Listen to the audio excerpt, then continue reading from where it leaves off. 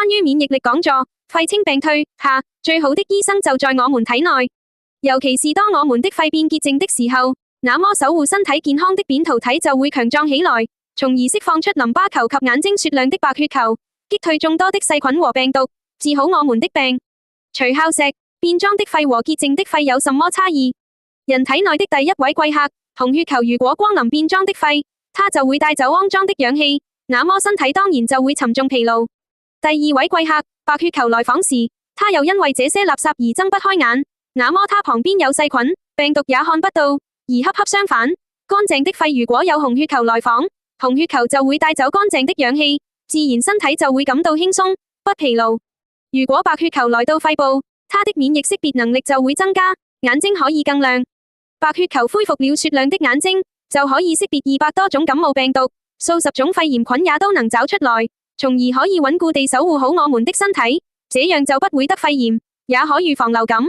其實連癌細胞也不會放過，這樣它就可以毫不失手地將人體每天生成的5000多個癌細胞找出來。這就是白血球恢復視力的新理念。白血球用一雙明亮的眼睛找出體內的有害菌。人體內有100兆以上的微生物，微生物不是我們的身體，它們是與我們一起生活的另一類生命體。仔細觀察微生物的世界就會發現，有害菌和有益菌每天在戰鬥。有害菌會引發血管炎、腸炎、神經炎之類的炎症，而有益菌則忙於四處消滅炎症，它們之間怎麼能不發生戰爭呢？雙方勢力都差不多，20兆對20兆，所以這場戰爭沒有盡頭。而中間菌的數量最大，約有60兆，他們很聰明，不參與戰鬥，只是觀望，誰贏跟誰。但如果白血球的眼睛亮起來，它就能找出有害菌，並和有益菌協同作戰，擊退敵人，幫助有益菌取得最終勝利。這時連中間菌也會參與到有益菌中來，聯合軍也由此而誕生。清肺6個月，人體內的所有微生物都變成了有益菌。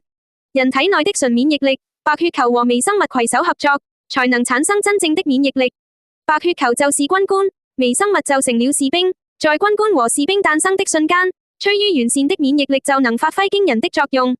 人生100歲不是夢，已有的病消失，正在生成的病掉頭離開，今後的人生只剩下無病的健康生活。至今為止，健康100歲只是少數長壽家族出生的人，因其所具有的極好 DNA 才能抵達的幸福領域、祝福之地。但現在我們都可以到達那裡，這是完善的免疫力給我們帶來的禮物。我們也需要重新定義變老。人們認為變老是由70歲增長到80歲，或是從80歲增長到90歲，並想着我也老了，來日無多了。但是變老並不是指歲數的增加，歲數只不過是個數字。從生物學的角度來看，變老是指體內垃圾的累積。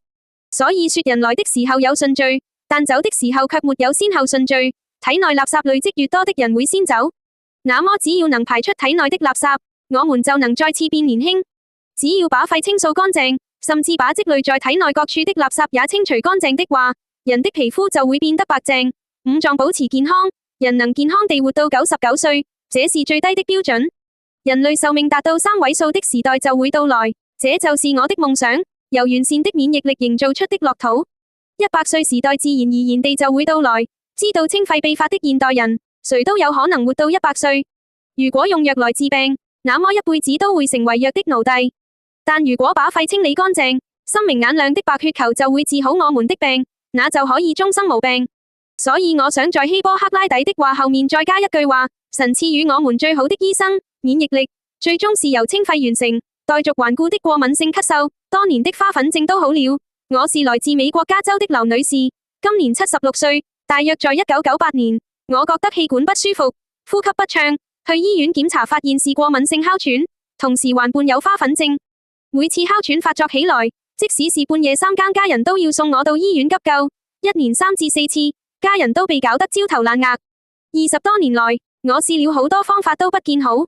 有時咳嗽起來停不下，咳到胸口痛，小便失禁，整晚都睡不好。因為我用了太多激素，157厘米的個子，體重竟然有164磅，身材臃腫，被病痛折磨得心情很差，家務事宜都打理不了。2016年5月，我無意中在報紙上看到扁康丸廣告，裡面提到的症狀跟自己的情況很像，但也擔心自己吃了那麼多年的藥都不行，扁康丸會有效嗎？就打電話去了解，聽完工作人員的介紹，感覺很有道理，我決定服用試試看。吃完第一瓶扁康丸，我感覺對呼吸有一些幫助。吃到第二、三瓶時，雖然還是鼻水多、咳嗽、痰多，但咳痰變得更容易了。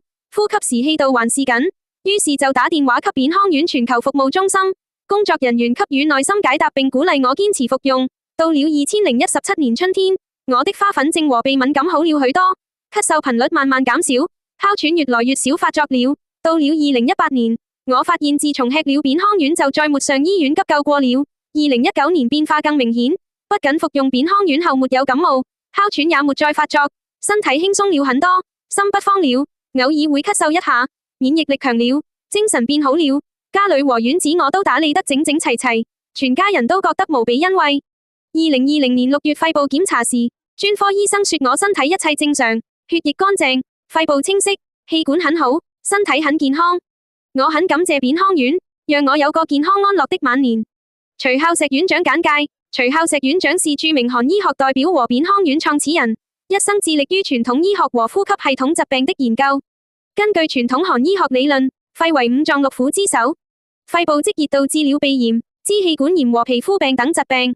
扁康丸能徹底清理肺部積熱，從根源上解決哮喘、鼻炎、皮膚病、重症肺病等呼吸系統問題，已經使全世界16萬鼻炎、哮喘、皮膚病和重症肺病患者恢復健康。徐院長是新唐人電視台52集大型電視系列專題節目《走進韓醫和神醫再現》的主講人，著作包括扁鵲鳥院在扁康世界人的健康保鑑、扁康傳統醫學奇蹟等，在全世界華人中有巨大的影響力。